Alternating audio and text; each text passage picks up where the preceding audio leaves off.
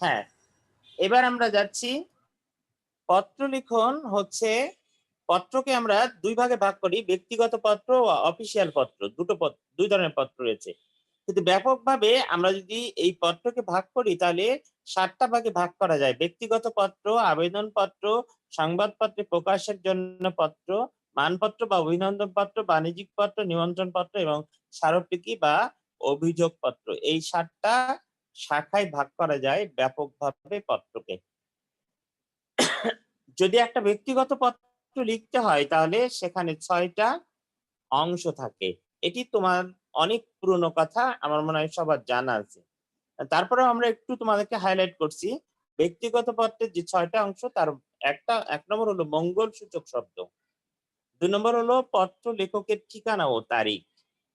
৩ নম্বর হলো পত্রের পাঠ ও সম্ভাষণ। তারপরে ৪ নম্বর হলো পত্রের বিষয় বা গর্ভাংশ।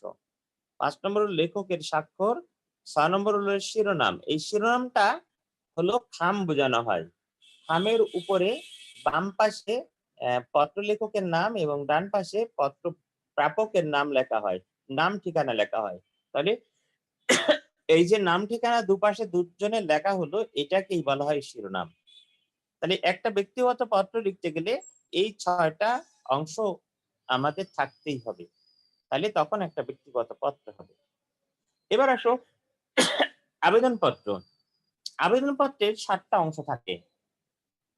৭টা অংশের মধ্যে প্রথমটা হলো স্থানের নাম সহ তারিখ লিখতে হয়। তারপরে ২ নম্বর হলো পত্র প্রাপকের ঠিকানা। কাকে আবেদনপত্রটা লিখছ তার ঠিকানা লিখতে হয়। তার ডেজিগনেশন সহ ঠিকানা লিখতে হয়। ৩ নম্বর হলো বিষয় লিখতে হয়। কোন বিষয়ে তুমি আবেদন করছো? ৪ নম্বর হলো সম্ভাষণ। ৫ নম্বর হলো মূল পত্রাংশ। ৬ নম্বর হলো বিদায় সম্ভাষণ। বিদায় সম্ভাষণ বলতে বোঝানো হয়েছে আপনার একান্ত বাধ্যগত বা নিবেদক বা আপনার অনুগত এরকম করে সম্ভাষণ করা হয়।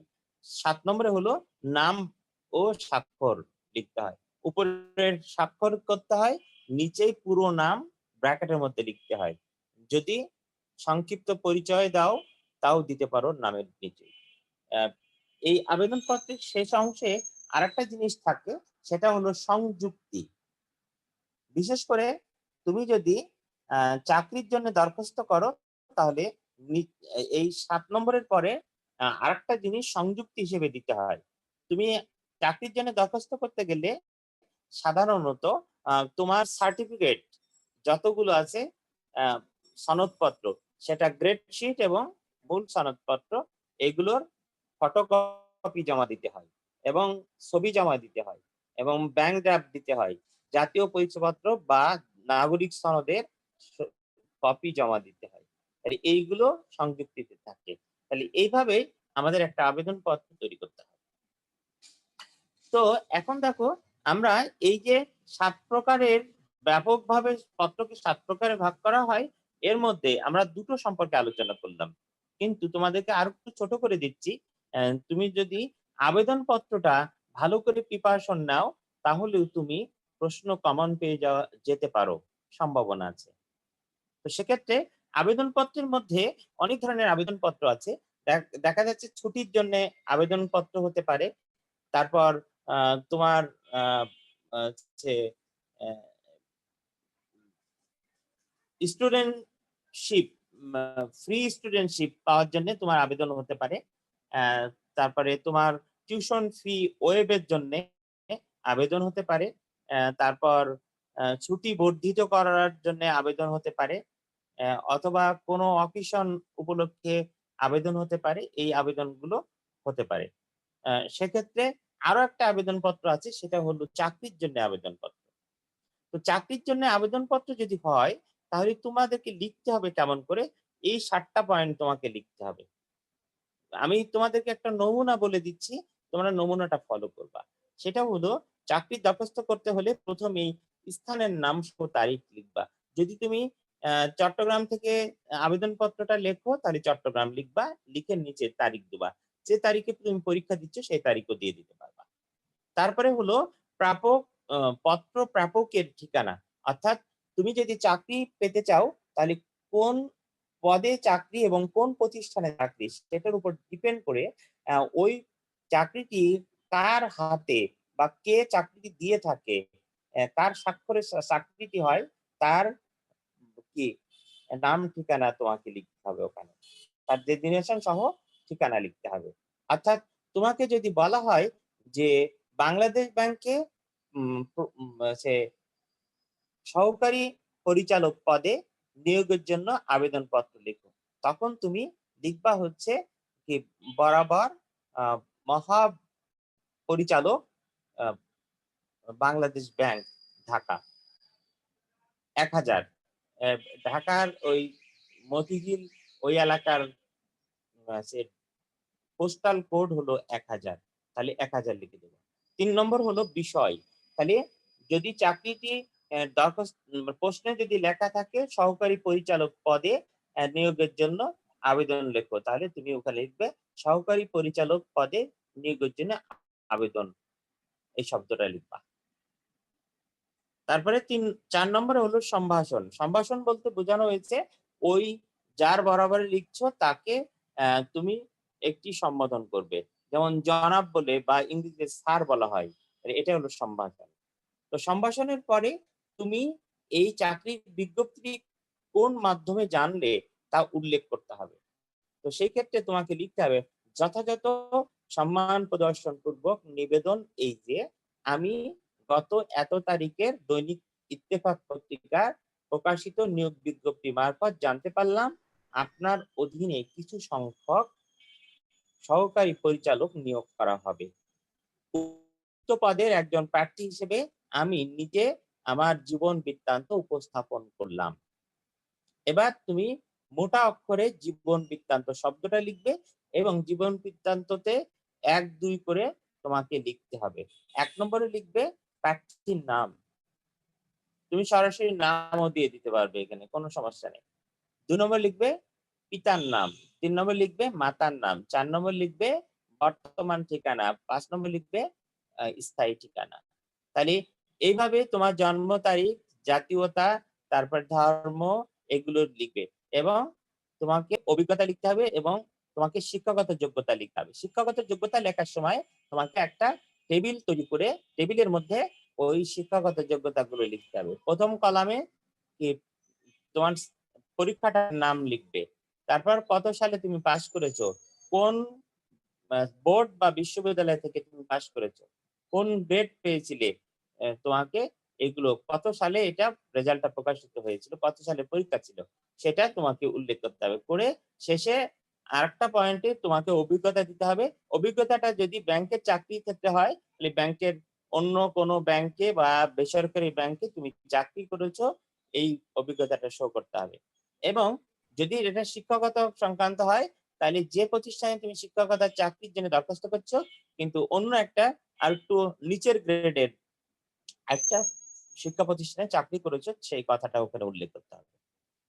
এর পরের প্যারাতে তুমি অতএব জনাবের নিকট আমার আকুল আবেদন যে আমার বর্ণিত শিক্ষাগত যোগ্যতা এবং অভিজ্ঞতা জীবন বৃত্তান্ত বিবেচনাপূর্বক আমাকে উক্ত পদে নিয়োগ করে বাধিত করবেন।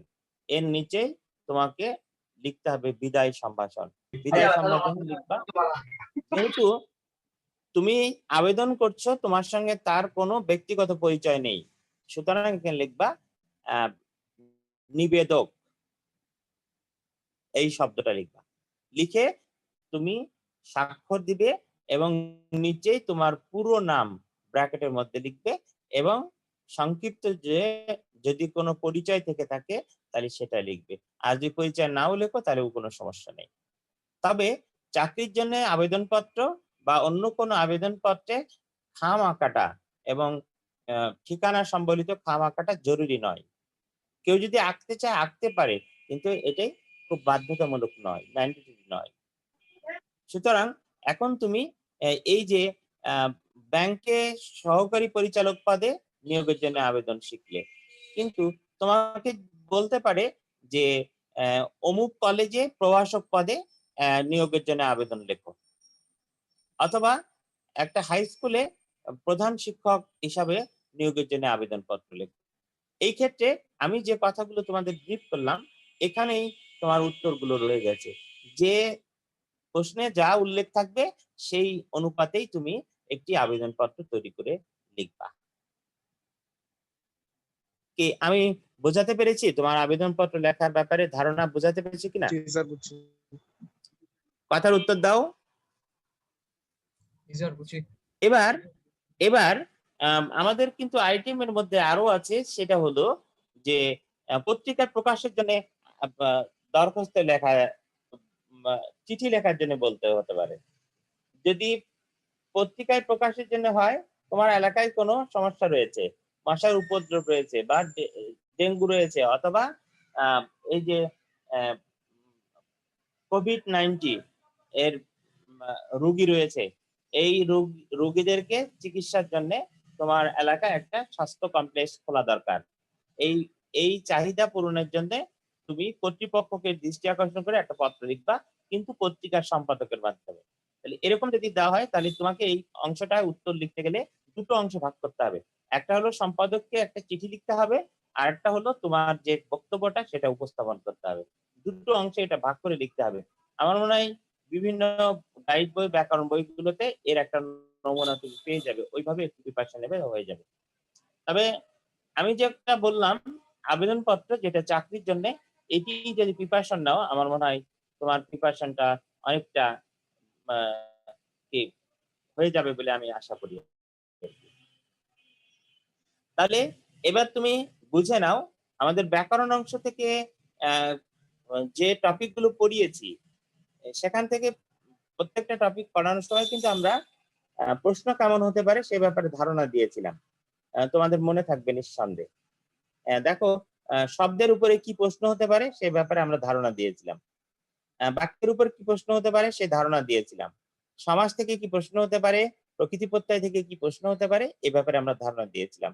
তোমরা আগেই জেনেছো যে আজকে যে টপিকটার পত্র লিখন পড়ালাম, এটা আগে অন্যান্য ক্লাসগুলোতে যা যা আমরা পড়িয়েছি সেখান থেকে তুমি 3টি প্রশ্ন পেয়ে যাবে আশা করি। আর আজকে যেটা পড়ালাম এখান থেকে আরেকটি প্রশ্ন পাবে। তারপর আমাদের থেকে গেল যে সারাংশ সারমর্ম। সারাংশ সারমর্ম আমার মনে হয় এটি ব্যক্তিগতভাবে প্রস্তুতি নিয়ে রাখবে, বাক সম্প্রসারণ ব্যক্তিগতভাবে প্রস্তুতি নিয়ে রাখবে। আর একটা টপিক থেকে গেল প্রতিবর্ণীকরণ, যেটার ইংরেজি অ্যাব্রিভিয়েশন হচ্ছে আইপিএ। এই আইপিএ কে যদি এলিভেশন করা হয় তাহলে হয় আই তে ইন্টারন্যাশনাল, টি তে হলো ফনেটিক্যাল, এ তে হলো আলফাবেট। তাহলে আন্তর্জাতিক ধ্বনিমূলক বর্ণমালা কে আইপিএ বলা হয়। তাহলে এই আইপিএ তৈরি করেছিল ইউরোপীয় কিছু ধ্বনি বিজ্ঞানী। তারা 1886 খ্রিস্টাব্দে আন্তর্জাতিক ধ্বনি তাত্ত্বিক একটি সমিতি গঠন করে। এই সমিতি থেকেই তারা এই আন্তর্জাতিক ধ্বনিতাত্ত্বিক বর্ণমালা তৈরি করে। কেন এই বর্ণমালা তৈরি করতে হলো? কারণ হলো যে পৃথিবীতে অনেক ভাষা রয়েছে, সেই ভাষা লিখতে গেলে আমরা বিভিন্ন রকম বর্ণ ব্যবহার করি। তাহলে বর্ণ ব্যবহার করি কেন? ধ্বনি প্রকাশের জন্য। কিন্তু দেখা যাচ্ছে সকল ভাষাতে সকল ধ্বনি নেই।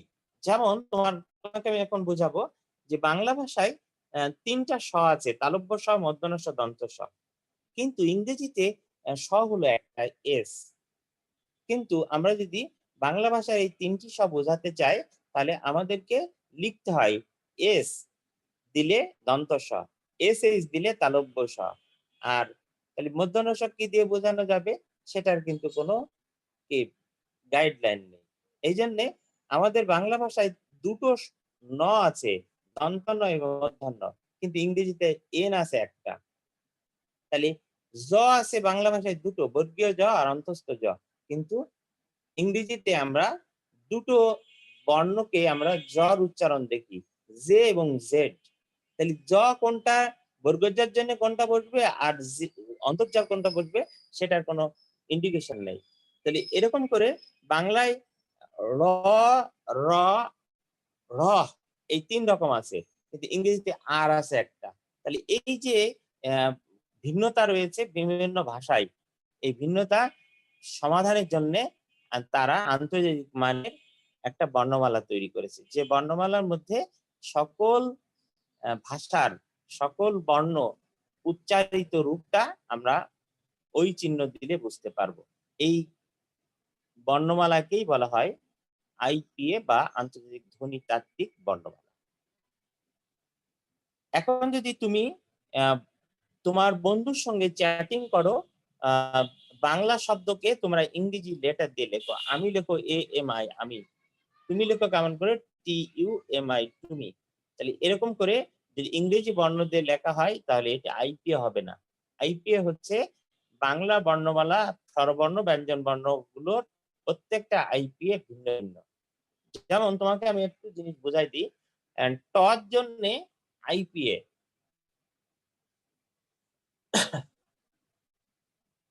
টিন নিচে ফোঁটা দিতে হবে, স্মল টিন নিচে ফোঁটা দিলে ট হবে। আর তর আইপিএ হলো স্মল টি। খেয়াল করে দেখো, ট এবং ত দুটোর আইপিএ ভিন্ন। দন্তান্ন এবং মধ্যাহ্নর আইপিএ ভিন্ন। এন এর নিচেই ফোঁটা দিলে হবে হলো মধ্যাহ্ন, আর এন লিখলে হবে দন্তান্ন। দেখো এরকম করে আমরা যদি মধ্যাহ্ন লিখতে হয় তাহলে এস এর নিচে ফোঁটা দিতে হবে, আর এস এর উপরে যদি দাগ দেওয়া হয়, খাড়া দাগ দেওয়া হয়, তাহলে সেটা হলো কি তালব্য স হবে। আর এস লিখলে দন্ত স হবে। এটা আইপিএ তে বলা হয়েছে। তাহলে আইপিএ চিহ্ন আর ইংরেজি বর্ণকে দিয়ে বাংলা প্রতিবর্ণীকরণ এক জিনিস না। তাহলে আমরা আইপিএ সম্পর্কে মোটামুটি ধারণা তোমাদেরকে দিতে পেরেছি। সবাইকে আঁকো নাকি চলে গেছো তোমরা? জি স্যার। তোমরা আছো? আমি এখন তোমাদের পার্সেন্টেজ নিচ্ছি, তোমরা একটু সবাই স্থির থাকো।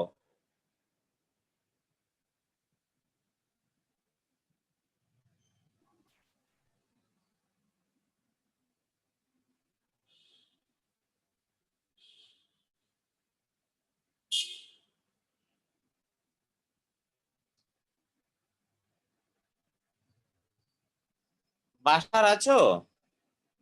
জি স্যার। হ্যাঁ, তাহলে আমরা প্রায়োগিক বাংলা বা ব্যাকরণ অংশ থেকে যে টপিক গুলো ছিল সেটা নিয়ে আমরা আলোচনা শেষ করলাম। এবার আমরা যাচ্ছি সাহিত্য নিয়ে আলোচনা করতে। 10 মিনিট, আরো 10 মিনিট পরে বোধহয় আমাদের টাইম সেশন শেষ হবে। টাইম সেশন শেষ হলে তোমরা কিন্তু আবার অ্যাড হবে আমার সঙ্গে। আজকের ক্লাস আমি ফিনিশ না ঘোষণা পর্যন্ত তোমরা থাকবে। এবার আসো সাহিত্যের, বাংলা সাহিত্যের ইতিহাস। তোমাদেরকে বাংলা ভাষার ইতিহাস যুগ বিভাগ সম্পর্কে আলোচনা করেছিলাম মিডের লেকচারে, কিন্তু এখন আমরা শেখাচ্ছি বাংলা সাহিত্যের ইতিহাস, এটা নিয়ে আলোচনা। তো বাংলা সাহিত্যের ইতিহাসকে 3টা যুগে ভাগ করা হয়: প্রাচীন যুগ, মধ্যযুগ, আধুনিক যুগ। এই প্রাচীন যুগের সময়সীমা 650 থেকে 1200 খ্রিস্টাব্দ, আর মধ্যযুগের সময়সীমা হচ্ছে 1201 থেকে 1800 খ্রিস্টাব্দ। কিন্তু এই 1201 থেকে 1350 এই পর্যন্ত সময়টাকে 150 বছরকে অন্ধকার যুগ বলা হয়। আর আধুনিক যুগ হলো 1801 থেকে বর্তমান পর্যন্ত, এটা আধুনিক যুগ। তাহলে এই 3টা যুগে যে সাহিত্যকর্ম রচিত হয়েছে সেই সম্পর্কে তোমাকে জানতে হবে। এখান থেকে তোমার প্রশ্ন আসতে পারে, বাংলা সাহিত্যের যুগ বিভাগ সংক্ষেপে আলোচনা করো। যদি এই প্রশ্নটি দেওয়া হয়, আমি আবার প্রশ্নটা রিপিট করছি, বাংলা সাহিত্যের যুগ বিভাগ। তোমরা প্রশ্নটা লিখে নাও। জি স্যার বলুন। বাংলা সাহিত্যের যুগ বিভাগ সংক্ষেপে আলোচনা করো। তাহলে তোমাকে প্রথমেই বলতে হবে বাংলা সাহিত্যকে 3টে যুগে ভাগ করা যায়: প্রাচীন, মধ্য, আধুনিক। এই প্রাচীন যুগের সময়সীমা এবং সাহিত্যকর্ম কি কি সেটা তোমাকে উল্লেখ করতে হবে। তো প্রাচীন যুগে আমরা সব থেকে উল্লেখযোগ্য একটি সাহিত্য নিদর্শন পাই, সেটির নাম হলো চর্যাপদ। এই চর্যাপদ হলো বৌদ্ধ ধর্ম অবলম্বী এক শ্রেণীর কবিদের লেখা রচিত কবিতা। এই কবিতাটাকে আমরা প্রাচীন যুগে পদ বলতাম, সেই জন্য চর্যাপদ নাম দেওয়া হয়েছে। কিন্তু আধুনিক যুগে এই ধরনের লেখাকে আমরা কবিতা বলে থাকি। আর যারা আধুনিক যুগে কবিতা লেখে তাদেরকে আমরা কবি বলি, আর প্রাচীন যুগে কবিতা বলা হতো না, তাকে পদ বলা হতো। এই জন্যে এদেরকে বলা হতো পদকর্তা। এই পদকর্তা চর্যাপদ আমরা আধুনিক যুগের মানুষরা পড়তে পাচ্ছি। হরপ্রসাদ শাস্ত্রী এটি আবিষ্কার করেছিল নেপালের রাজগ্রন্থাগার থেকে। কত সালে? 1907 খ্রিস্টাব্দে। এবং এটি 1916 খ্রিস্টাব্দে বঙ্গীয় সাহিত্য পরিষদ পত্রিকায় এই চর্যাপদ নামে একটি প্রকাশিত হয়েছিল। এবং এই চর্যাপদের সাহিত্যিক নিদর্শন আমরা যদি দেখি তাহলে দেখা যাবে যে এখানে সাহিত্যের অনেক গুণাগুণ রয়েছে, সাথে সাথে সমাজের চিত্র তুলে ধরা হয়েছে। এবং এইখানে যে বিশেষ করে বৌদ্ধ ধর্মের ভজন কীর্তনই মূলত এখানে স্থান পেয়েছে। তো তোমরা এই চর্যাপদ সম্পর্কে একটু ধারণা শিখে নেবে বাংলা সাহিত্যের ইতিহাস বই থেকে। এই ক্ষেত্রে তোমরা একটা বই ফলো করতে পারো। আমি বইটার নাম রেফারেন্স হিসেবে লিখে দিচ্ছি, বলে দিচ্ছি, তোমরা লিখে নাও বইটার নাম।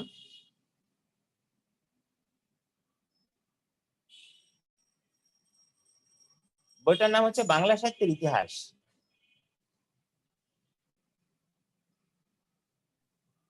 লিখছি। বাংলা সাহিত্যের ইতিহাস লিখেছো?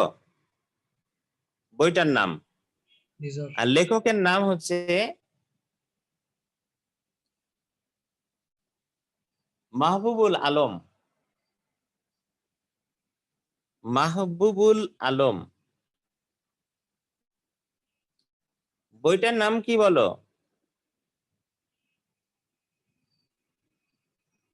বাংলা সাহিত্যের মাহবুবুল আলম। আর লেখকের নাম কি?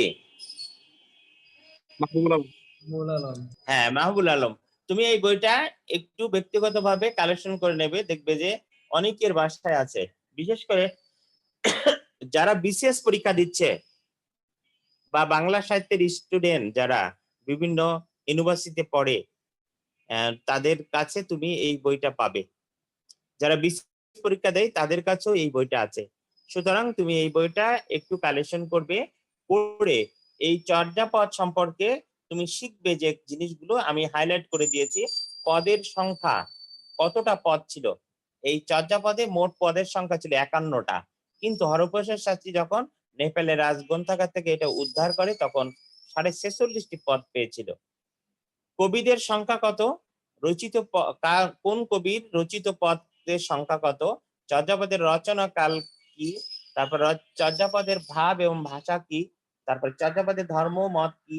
তারপরে চর্যাপদের সাহিত্য মূল্য এবং সমাজ চিত্র। এই সবগুলো জিনিস তুমি ওই বইটাতে পেয়ে